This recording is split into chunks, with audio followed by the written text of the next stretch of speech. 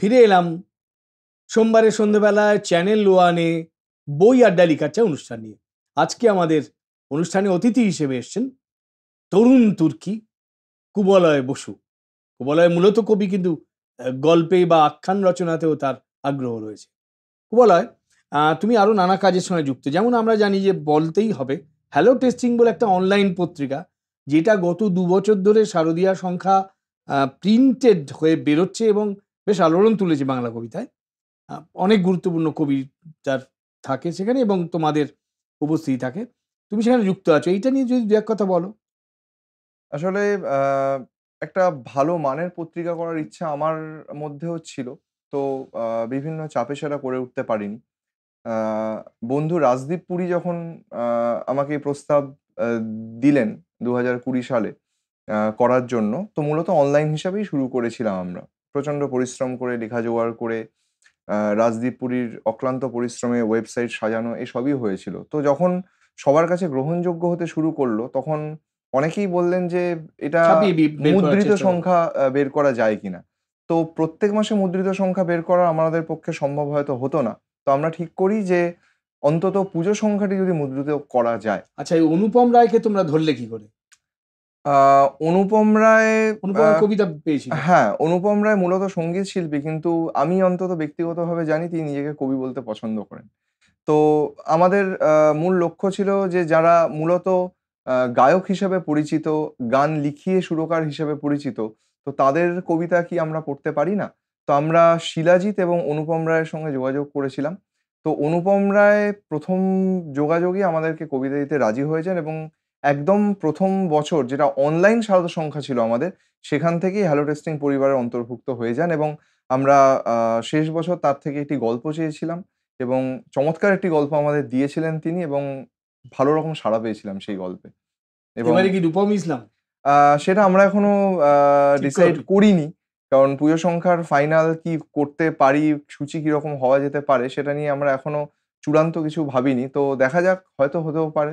আরেকজন গায়ক কিন্তু খুব ভালো কবি, চন্দ্রিল ভট্টাচার্য, চন্দ্রিল ভট্টাচার্য এবং ভীষণ। তার গান আর কবিতা একেবারে আলাদা। চন্দ্রিল আমাদের এখানে এসে সাক্ষাৎকার দিয়ে গেছেন, যারা দর্শক তারা চন্দ্রিল জানেন। ভট্টাচার্যের গদ্যের আমি ভীষণ ভক্ত।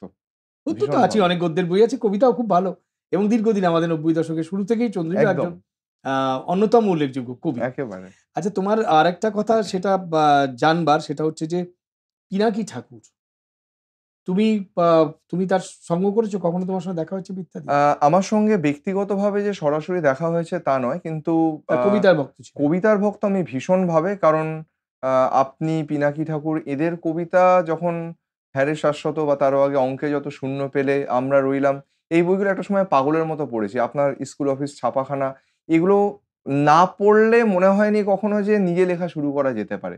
এবং আ সাহস করে যখন লেখা পাঠানো শুরু করি, কৃত্তিবাসে লিখবো এরকম একটা স্বপ্ন মনের মধ্যে ছিল। তখন সুনীল গঙ্গোপাধ্যায় প্রয়াত হননি।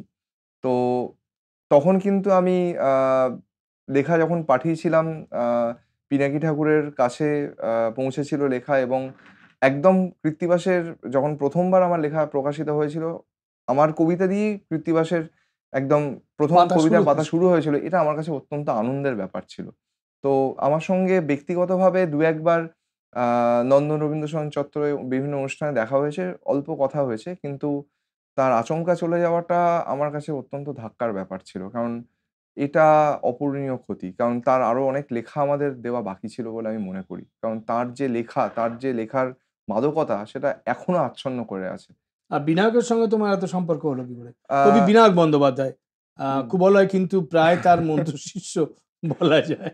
আসলে বিনায়ক দা বা কবি বিনায়ক বন্দ্যোপাধ্যায় এমন একজন মানুষ আ ১ মিনিটে আপন করে নিতে পারেন। তো ১ম যখন বিনায়ক বন্দ্যোপাধ্যায়ের উপন্যাস, আমি তার কবিতা বহু আগের থেকে দেশ পত্রিকায় পড়েছি, বইপত্রও পড়েছি। কিন্তু ১ম উপন্যাস যখন তার দেশ পত্রিকায় সোহাগিনীর সঙ্গে ১ বছর প্রকাশিত হয়, আমার মনে হয়েছিল এটা কবিকে বা ঔপন্যাসিককে একবার জানানো দরকার যে আমার এত ভালো লেগেছে। তো আমার এক বন্ধুর মাধ্যমে তার সঙ্গে যোগাযোগ করি। তো সেই শুরু এবং একজন সাহিত্যিক বা কবি ১ম আলাপেই বলেছিলেন যে, "আমার বাড়িতে চলে এসো, কথা হবে।" সেই শুরু। আজ প্রায় ১৫ বছর হয়ে গেল বিনায়ক বন্দ্যোপাধ্যায়কে আমি নিজের দাদার মতো মনে করি এবং তার যেকোনো আ সময়ে যেকোনো প্রয়োজনে তার পাশে থাকবার চেষ্টা করি। এটা আমার জীবনের প্রাপ্তি যে তার মতো একজন মানুষ আমার জীবনে রয়েছে। বলো, তুমি নতুন কি লেখা লিখতে চাও আগামী দিনে? কোন উপন্যাস, কবিতা, গল্প তো লিখেছো। হ্যাঁ, কবিতার ইচ্ছা তো আমার সবসময় রয়েছে। কাব্যগ্রন্থ আগামীতে আরেকটি প্রকাশ করা যায় কিনা সে চিন্তাভাবনা আমি করছি। তবে গদ্য লেখার যে স্বাদ সেটা পেয়ে যাওয়ার পর গদ্য লেখার ইচ্ছা, আমি জানি না কখনো উপন্যাস লিখতে পারবো কিনা, সে সাহস আমি এখনো করে উঠতে পারিনি। কিন্তু গল্প লেখার ইচ্ছা ভীষণভাবে। এটার একটা অদ্ভুত নেশা আছে। বিভিন্ন সময় ফাঁকা যখন একটু থাকি ভাবতে চেষ্টা করি যে কোন বিষয় নিয়ে লিখলে সবার কাছে গ্রহণযোগ্য হবে, বা একটা বিষয় যেটাকে নতুনভাবে দেখানোর চেষ্টা কিভাবে করা যেতে পারে।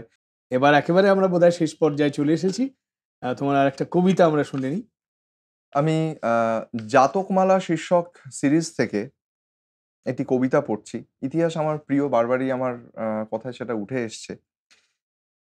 সেরকমই একটি কবিতা। সে এক বিকেল ফেরতা অন্ধ গলির পাশে, ডানা ঝাপটানো দেহাতি হারমোনিয়াম। বেজে চলছে উবু হয়ে বসে থাকা আকাশের গায়ে। বেলফুল জড়ানো আমোদে পাশের পাড়ার ঘরে ঘুঙুর বাজছে। কিয়া বাত মিশে যাচ্ছে গ্যাসের আলোয়।